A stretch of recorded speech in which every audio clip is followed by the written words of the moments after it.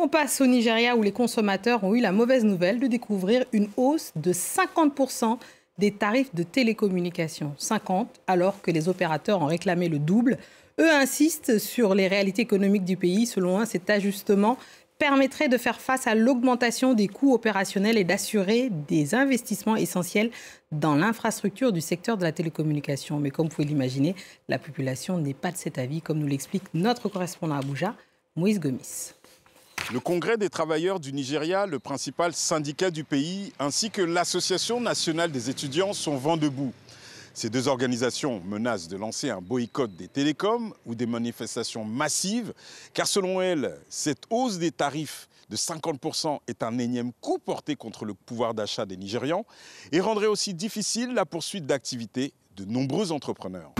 Dans mon entreprise, je fonctionne avec des unités pour Internet. Donc si j'utilise 100 naira de données, cela va donc perdre 50% de sa valeur.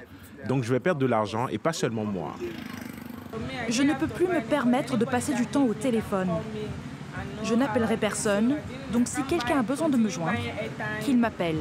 Parce que je suis étudiante et je n'ai pas d'argent pour acheter tout ça. J'utilise les unités pour Internet pour mon activité de point de relais financier.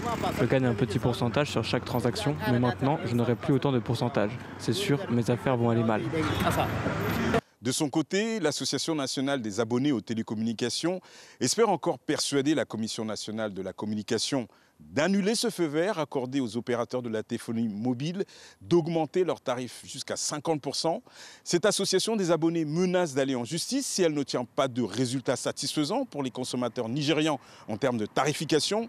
Toutefois, elle met en garde le Congrès des travailleurs contre un mouvement de boycott, notant que cela enverrait un mauvais signal aux investisseurs au Nigeria.